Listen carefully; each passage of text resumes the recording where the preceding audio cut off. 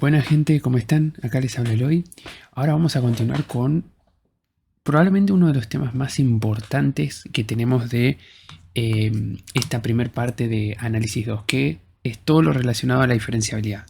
En esta clase y en la próxima vamos a estar viendo más que nada cuestiones relacionadas a el uso de derivadas parciales, cómo son sus cálculos por definición o por regla, diferenciabilidad, tanto por definición como por cálculo a través de propiedades, ¿sí? Pero en los demás videos vamos a estar abordando otros temas, como por ejemplo puede llegar a ser las derivadas direccionales, bueno, lo que habla también de función implícita y función inversa. Pero por este video y el que sigue vamos a estar viendo derivadas parciales, diferenciabilidad, plano tangente y ejemplos, ¿sí?, de ejercicios de la práctica. Bien, bueno, lo primero que les quería comentar es básicamente cómo es que vamos a poder calcular las derivadas parciales, ¿sí? Hay dos maneras. Una de las formas es por definición y la otra es por regla. El cálculo de la derivada parcial por definición, si ustedes miran cómo es la fórmula, fíjense, esta de acá es la derivada parcial de la función respecto de x, ¿sí? Fíjense que para simbolizar a la derivada parcial usan la letra de la función y como un subíndice, ¿sí?, la variable respecto de la cual ustedes quieren derivar, porque acuérdense que en funciones de varias variables yo no puedo decir voy a derivar la función, porque la pregunta va a ser respecto de quién. En una función f de x la única derivada posible es respecto de x, pero cuando ya hay funciones de dos variables o más hay que indicar respecto de qué variable se hace esta operación, y justamente eso es una derivada parcial, es la derivada de una función de varias variables, ¿sí? Y siempre se indica de esta manera, y después vamos a ver otra más, ¿sí?, de cómo ustedes pueden escribir, dar esa notación. Pero recuerden, esto de acá significa la derivada de la función f respecto de la variable x, ¿sí? Y eso lo que significa es que a la función f de x la vamos a ver como una función exclusivamente dependiente de x, y para nosotros, por el momento del cálculo de esa derivada, y es una constante. Es decir, si a mí me dicen hacer la derivada de la función f respecto de x, la variable es x, o sea, derivo como si deriváramos una función de análisis 1 respecto de x, y cuando me tope con una y, lo voy a pensar como si fuera una constante, ¿sí? Ahora, cuando ustedes quieren la derivada de una función de dos variables respecto de y, pasa al revés. Ustedes van a derivar a esa función como si la única variable fuera la y la x es una constante. Ahora van a ver con un ejemplo cómo sería eso. Pero en principio, claro, esto, como les mencionaba, es la derivada por definición, la derivada parcial por definición. Entonces, fíjense que para esta derivada parcial vamos a tener que calcular un límite, que si ustedes lo miran y hacen un poco de fuerza, no es muy distinto al límite, a la derivada por definición de análisis 1. ¿Sí? Fíjense, es el límite de, en este caso usaron la letra h tendiendo a 0, ¿sí?, de la función donde, fíjense, en análisis 1 como quedaba, era el límite de h tendiendo a 0 de f de x más h menos f de x 0 dividido h, ¿no? Bueno, fíjense que claro, como es una función de dos variables, le va a quedar f de x más h, porque están, recuerden, este más h se suma acá porque ustedes están buscando la derivada respecto de x. Se imaginarán que cuando busquemos la derivada parcial respecto de y, este h va a estar sumado a la y. Fíjense que acá abajo lo pueden ver. Está bien, pero fíjense, es el límite de h tendiendo a 0 de la función donde la x ahora es el x donde ustedes quieren calcular esa derivada parcial más el h, coma y, ¿no? La coordenada y es como que queda como el y en el cual ustedes quieren evaluar la derivada parcial, menos la función evaluada en el punto en el que ustedes quieren la derivada parcial sobre h, ¿sí? Es muy parecido al límite de análisis 1. Y la derivada parcial de la función f respecto a y es prácticamente lo mismo. La única diferencia es que en vez de sumarle el h a la coordenada x, se la suman, en este caso, a la y. Está bien, pero después fíjense que la estructura es exactamente la misma.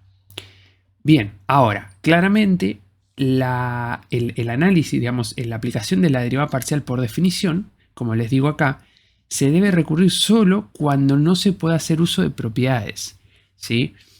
¿Qué propiedades hablamos? Bueno, vamos a ver ahora que el cálculo de derivadas parciales se puede hacer por regla. Entonces, cuando hablemos de propiedades o reglas de derivación, vamos a estar refiriéndonos a, bueno, traten de calcularlo, las derivas parciales por regla, y cuando no lo puedan hacer, van a la definición. ¿Cuándo van a tener que usar la derivada parcial por definición?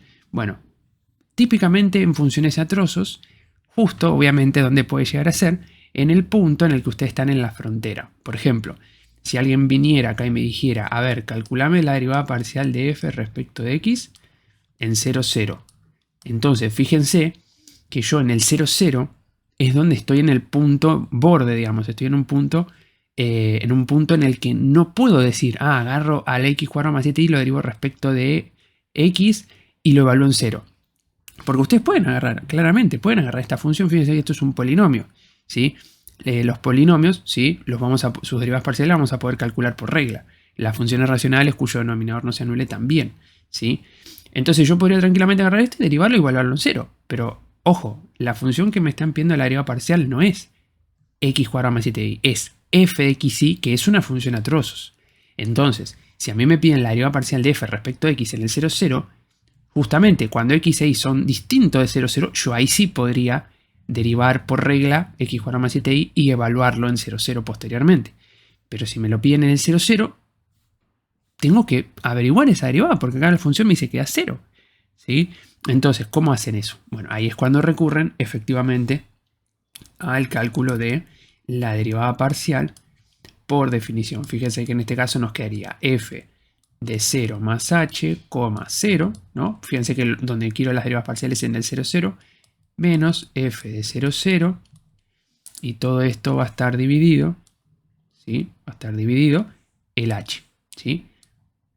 Bueno, y la derivada parcial respecto de y, a su vez, hay que calcularla por definición si me la piden en 0, 0. Ahora, si no me la piden en 0, 0, f de x es igual a este polinomio.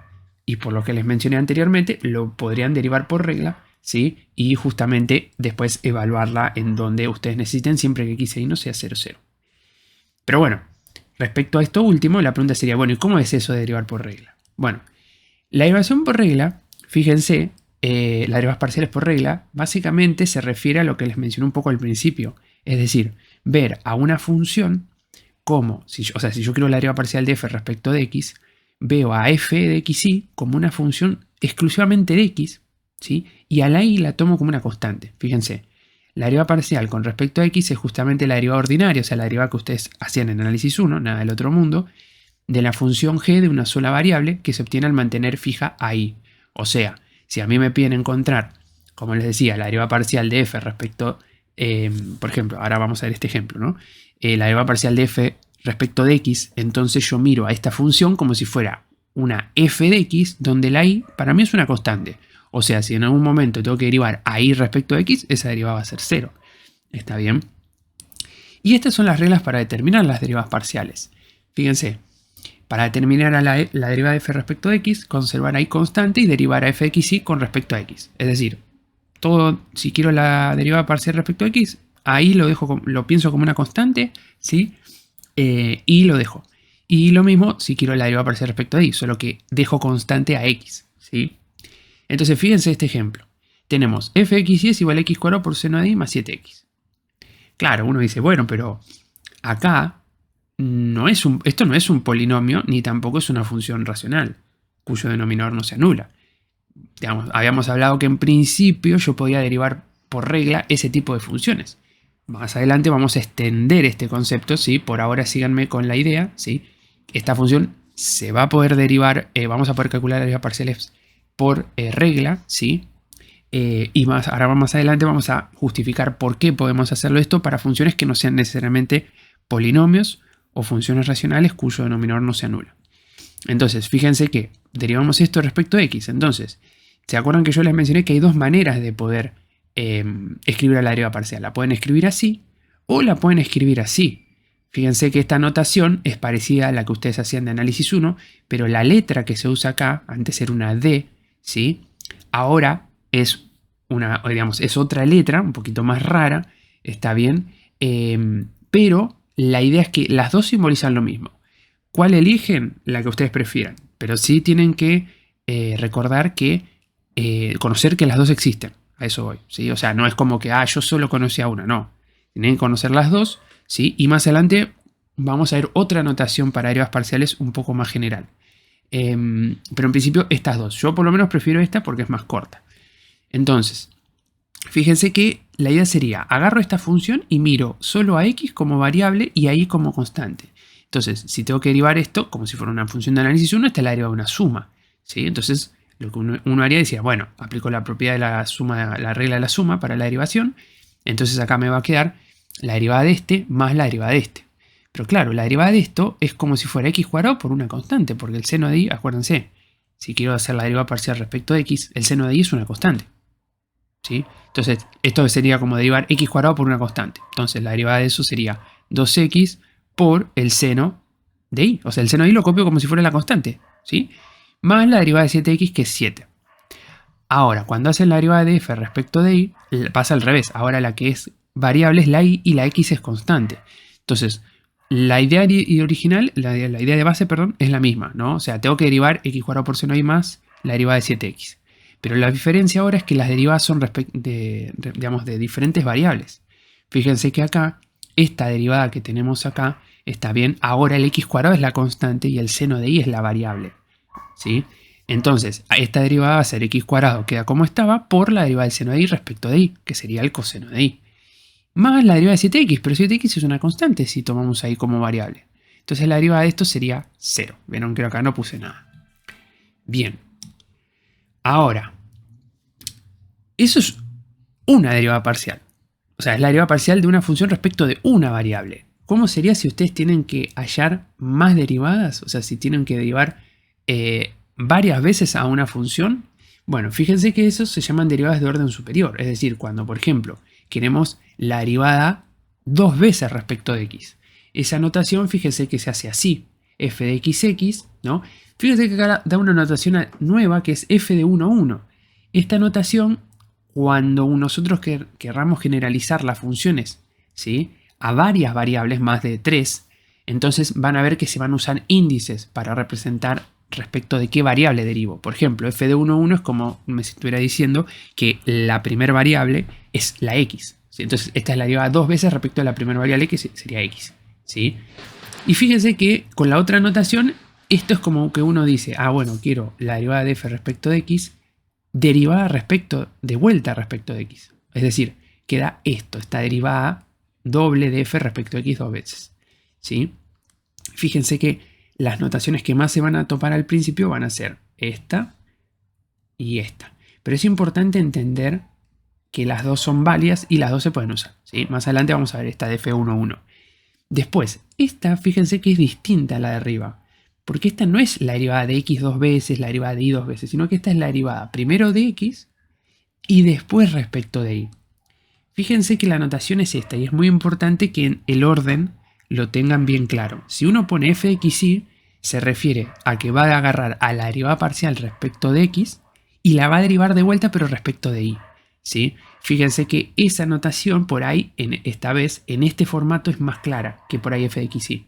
Fíjense que esta notación es más clara porque les están diciendo a la derivada de f respecto de x, derivámela ahora respecto de y, ¿sí? Fíjense que esta notación también les puede resultar más útil en este caso que f de x y, ¿sí? Pero una vez que ustedes tengan bien claro cómo se escribe esto, elijan la que ustedes prefieran, ¿sí? Y fíjense que después esta derivada es f de 1, 2, o sea, es la derivada de la función f respecto de la primera variable y luego respecto de la segunda variable, ¿sí? Como les digo, acá puede que no le encuentren todavía mucho sentido a esto, pero van a ver que después cuando, como les dije, tengamos matriz, me adelanté. Cuando tengamos funciones de más de 3 variables, esta notación con índices va a ser mucho más útil y mucho más compacta, ¿sí? Bien, después tienen la contraria, ¿no? Que sería la derivada primero respecto de y, ¿sí? Y después respecto de x, ¿sí? Y por último tienen la derivada de f respecto de y dos veces, ¿sí? Ahora bien, este teorema es un teorema que por ahí a veces no se da mucho, pero que les puede llegar a servir para ahorrar tiempo. Este es el teorema de Clairaut, que nos dice que si ustedes tienen una función, ¿sí?, que tiene sus derivadas parciales mixtas, ¿sí?, porque las derivadas parciales mixtas las van a conocer como las que están derivadas respecto de diferentes variables, o sea, f de xy y f de x. Entonces, si las derivadas parciales mixtas existen y son continuas en un disco, ¿sí?, vamos a poder asegurar que esas derivadas mixtas son iguales. ¿Eso qué quiere decir? Que si digamos, podemos asegurar la continuidad de estas funciones, por ahí no hace falta que nos pongamos a calcular la derivada de f respecto de xy y después la de y respecto de x, porque ya con conocer una, la otra, por lo tanto, la tendríamos, ¿sí? Fíjense con este ejemplo. Tenemos f de xy, x cuadrado por seno y más 7x, o sea, la misma función de antes. Pero ahora la quiero derivar respecto de x, dos veces. Entonces, ¿qué hago? Reciclo, fíjense, esta era la derivada parcial respecto de x que habíamos encontrado antes, y la vuelvo a derivar respecto de x. Y fíjense que esa derivada sería 2 seno de y. ¿Está bien? Ahora, si hacemos la de f respecto de y dos veces, es la misma idea. Agarro la derivada parcial respecto de y y la vuelvo a derivar respecto de y. Y el resultado es menos x cuadrado por seno de y. Ahora, cuando nos metemos con las mixtas es donde hay que tener más cuidado, porque si a mí me piden la derivada de f respecto de x primero y después respecto de y, tendríamos que agarrar a la derivada respecto de x, la primera, y derivarla respecto de y. Fíjense que esto derivado respecto de y sería 2x por coseno de y, que es lo que justamente tenemos acá. Y ahora fíjense la derivada de f de y respecto de x. O sea, agarramos la derivada de, primero, la derivada parcial de f respecto de y, que es esta de acá, pero la derivamos respecto de x. Y fíjense lo que nos da. Las derivadas parciales, ¿sí? Las derivadas parciales mixtas son iguales. Y esto es a lo que les mencionaba con el teorema de Clairaut. Fíjense que estas dos derivadas parciales son continuas, ¿sí? En todo R2. Por lo tanto, ¿sí? Yo lo que voy a poder asegurar es que van a ser iguales para todo xy dentro de R2. Pero claro, uno cuando encuentra esto dice, pero ¿para qué quisiera usar este teorema si total ya las dos las calculé y las veo que son distintas? Pero que son iguales. Entonces, la gracia es que ustedes van a ver más adelante que podamos tratar de asegurar la continuidad de estas derivadas parciales, pero sin necesariamente tener la expresión de esas derivadas parciales, ¿sí? Poder asegurar esa continuidad de esas derivadas parciales sin necesidad de estar derivándolas, ¿sí? Y bueno, fíjense que en base a esto, como les menciono, f de x y f de x son continuas en todo R2 y podemos ver que son iguales, lo constatamos acá, ¿sí? Bien, ahora, plano tangente. Cuando trabajamos con el plano tangente, lo que estamos tratando de hacer es extender la idea que teníamos de análisis 1 de la recta tangente, pero bueno, ahora a ver cómo sería cuando estamos en R2 o en R3 y buscamos el famoso plano tangente, ¿sí? Entonces, para poder encontrar el plano tangente, lo primero que necesitamos asegurar es que las derivadas parciales de f son continuas, ¿sí? Más adelante vamos a extender ese concepto a algo más puntual. Entonces, si tenemos que las derivadas parciales de una función son continuas, está bien. Entonces, si buscamos el plano tangente de una cierta función f de xy en un punto particular, ¿sí? En el que justamente ocurra que estas derivadas parciales son continuas, entonces la ecuación del plano tangente es esta. Fíjense que si hacen un poco de memoria como con la ecuación de un plano, ¿sí? La ecuación justamente del plano tangente formalmente sale de hacer el vector normal del plano tangente, producto escalar, ¿no? Un vector que sea x menos x0, y menos y0, z menos z0, igual a 0, ¿sí? Pero el vector normal es un vector muy particular que más adelante lo vamos a ver. Entonces, fíjense, acá tenemos un ejemplo. De vuelta, la misma función. Nos piden hallar el plano tangente en el punto 1 pi sobre 2. Bueno, las derivadas parciales ya las teníamos. Notamos que son funciones continuas en todo R2. ¿Por qué? Bueno, por ejemplo, la derivada parcial respecto de x es un producto entre un polinomio y una función seno, ¿sí? Ambas funciones continuas en todo R2. ¿Está bien? Después tenemos la x cuadrado por coseno de y. Lo mismo, un polinomio y una función cosenoidal. Continuas en todo R2. Entonces, existe el plano tangente en 1 pi sobre 2 y su ecuación es esta. Fíjense, le puse la ecuación del plano tangente sería z menos z0. ¿Qué es z0? Z0 es la función evaluada en el punto x0 y 0. En este caso en 1 y pi sobre 2. Y después tenemos las derivas parciales evaluadas en 1 y pi sobre 2 por x menos la coordenada x del punto, que era x, en este caso el x0 sería un 1, más la derivada parcial de f respecto de 1 pi sobre 2 por y menos la coordenada y 0. La coordenada y 0 en este caso es pi sobre 2. Bueno, si hacemos la cuentita, ¿sí? Fíjense que lo que hice acá fue reemplazar los numeritos, ¿sí? En la función y después resolver. Fíjense que acá se pueden hacer distributiva con el 9, el 8 lo pasamos sumando y llegamos a esta ecuación. Ese sería el plano tangente de la función x cuadrado por seno de i más 7x en el punto 1 pi sobre 2, ¿sí? 8. ¿Sí? Este 8 es porque la función, el z0 sería, que es f en 1 pi sobre 2, dio 8. ¿Sí? Nada del otro mundo, si lo pensamos un poco. Ahora, si ustedes les piden analizar cuándo existe o no el plano tangente, ¿sí? Acuérdense que en principio eso es cuando sabemos que las derivas parciales de la función son continuas. Pero yo les mencioné recién que vamos a tratar de generalizar eso para algo un poquito más puntual. Vamos a hablar de la diferenciabilidad, ¿sí? La diferenciabilidad es un concepto similar al de la derivabilidad, pero más exigente que la derivabilidad. Es decir, con la diferenciabilidad le exigimos un poquito más a la función. O sea, para la diferenciabilidad no nos alcanza con que las derivadas parciales existan en el punto, ¿sí? Por ejemplo, en análisis 1, uno decía que una función era derivable si existía la derivada en el punto. En este caso no, en este caso pedimos derivabilidad, ¿sí? O sea, perdón, en la diferencialidad pedimos existencia de las derivas parciales, eso es una condición necesaria, pero vamos a ver qué se necesita para poder asegurar la diferenciabilidad en un punto. Y evidentemente la diferencialidad en un punto la van a asegurar con este cálculo hermoso.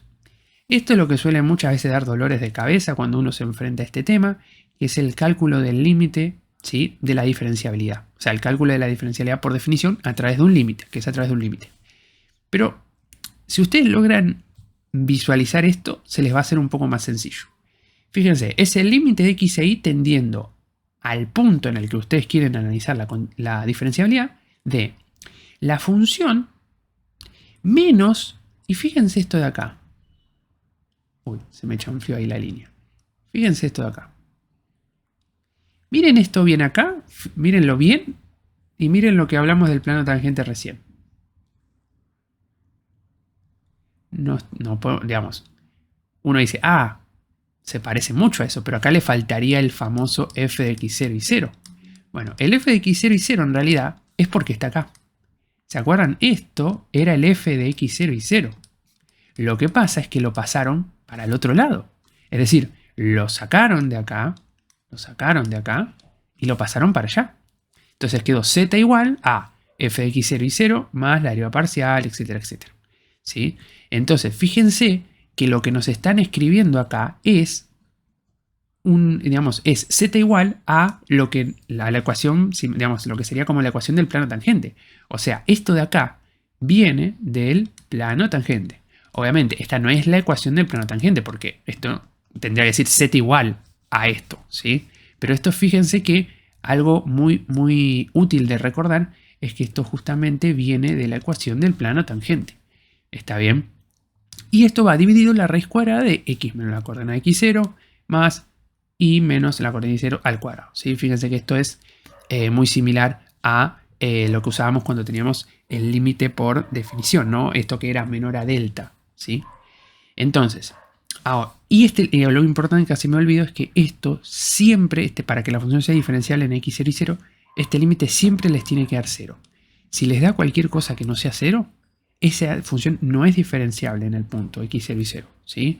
Sí o sí les tiene que dar 0.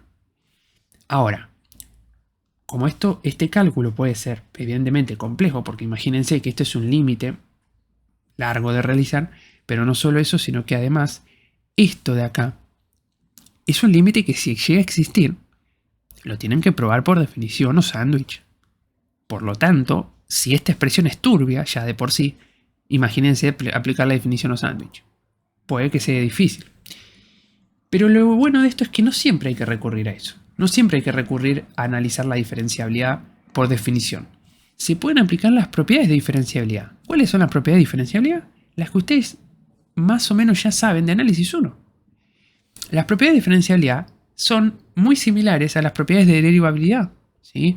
Lo que pasa es que acuérdense que acá, o sea, en las propiedades en sí son como lo mismo, es la suma de funciones diferenciales en x0 y 0, si f de x, si f y g en x0 y 0 son diferenciables, entonces f más g en x0 y 0 es diferenciable también. La resta lo mismo, el producto lo mismo, el cociente lo mismo, siempre y cuando el denominador no se anule. Y la composición también, ¿sí? Eso sería más como la regla de cadena, pero por ahí la regla de cadena varía un poco, ¿sí? Porque para funciones más variables, ¿sí? La idea es la misma, es decir, si yo quiero saber si f compuesta por g es diferenciable, yo necesito pedir que g en el punto sea diferenciable y que f en la imagen de g sea diferenciable, ¿sí? No era como que, bueno, si f y g son diferenciables en el punto, entonces la composición también. No, acuérdense que no era así la propiedad. Era si la función interna era diferenciable en el punto y la función externa era diferenciable en la imagen de la función interna en el punto, ¿sí? Bien, acuérdense que son prácticamente las mismas, ¿sí? Ahora, la condición suficiente de diferenciabilidad es otra forma de de analizar la diferenciabilidad sin necesidad de resolver este límite. Fíjense, el teorema dice, si las derivas parciales de f respecto de x y de f respecto de y existen cerca de un punto y son continuas en ese punto, entonces la función es diferenciable en ese punto. ¿Se acuerdan que antes veníamos pidiendo que las derivas parciales sean continuas para el plano tangente? Bueno, la extensión es que, justamente, si las derivadas parciales existen y son continuas, eso me va a asegurar la diferenciabilidad, ¿sí? Pero fíjense que como todo, como en álgebra, esto es una condición suficiente. Condición suficiente. Si P es verdadero, entonces Q es verdadero. Si P es falso, yo no sé qué pasa con Q. ¿Por qué les digo esto? Porque es muy común decir, bueno, si las derivas parciales existen pero no son continuas, entonces no es diferenciable. No, eso está mal, ¿sí? O mejor dicho, eso no es necesariamente verdadero siempre. Ojo con estas cosas, ¿sí? Porque este teorema es un Penton's Q, digamos, como todos los teoremas que conocemos. Pero fíjense que acá es importante entender que la condición suficiente solo vale cuando la hipótesis es verdadera, porque eso nos asegura la tesis, ¿sí? Pero si P es falso, o sea, puede ser que las derivas parciales, si las derivas parciales, ¿sí?, no existen, acuérdense que, o alguna de las dos no existe, acuérdense que eso rompe la condición necesaria. Entonces, si rompe la condición necesaria, podríamos asegurar la no diferenciabilidad, ¿sí? Pero si las derivas parciales existen, pero no son continuas, yo no puedo decir que por eso la función no es diferenciable, ¿sí? Mucho cuidado con estas cosas porque son errores muy comunes, ¿sí? Muy comunes. Acuérdense de leer bien este teorema y usarlo en este enfoque. ¿Está bien? Usarlo con este enfoque. Ahora, recuerden, si alguna de las dos derivas parciales no existen en el punto o ninguna de las dos existe, yo sí puedo asegurar la no diferenciabilidad en el punto porque rompe la condición necesaria de diferenciabilidad, ¿sí? Ojo con esas cositas. Ahora, teoremas que más o menos conocíamos en análisis 1. La diferenciabilidad, ¿no? Si la derivabilidad asegura continuidad. ¿La diferenciabilidad asegura continuidad? Sí. Si una función es diferencial en un punto, entonces es continua, ¿sí? Y recalco lo de anterior, que la existencia de las derivas parciales no es suficiente para asegurar que una función sea diferenciable, ¿sí? Acuérdense que la existencia de las derivas parciales es una condición necesaria, pero no suficiente para que una función sea diferenciable, ¿sí? No se olviden esas cosas.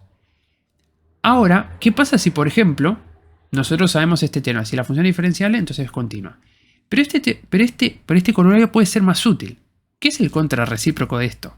Si la función no es continua en un punto, entonces no es diferenciable. Entonces, si ustedes venían y habían un ejercicio y le decían, a ver, díganme si esta función es continua y diferenciable en todo R2.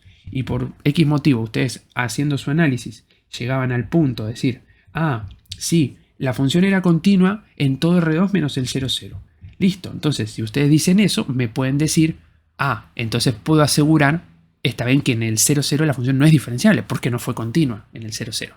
Ahora uno dice, pero si era continua en todo R2 en menos el 0, 0, ¿puedo decir algo de la diferenciabilidad en el 0, 0? No, porque no es condición, ¿sí? La continuidad no asegura la diferenciabilidad. Ahí deberían analizar la diferenciabilidad de 0. ¿Está bien? Pero recuerden, si la función no es continua en un punto, pueden asegurar la no diferenciabilidad, ¿sí? Bien, bueno, en el próximo video vamos a estar viendo este ejercicio de la práctica 3, ¿sí? Que es un ejercicio bastante interesante y que vamos a poner en práctica mucho de lo que estuvimos hablando ahora, ¿sí? Es un ejercicio bastante copado porque nos pueden hacer preguntas medio capciosas que pueden a veces sonar que, ¿para qué me pide eso? O que uno diga, listo, ya con esta información que saqué acá puedo asegurar esto. Vamos a ver si es tan así. Así que lo vemos en el próximo video.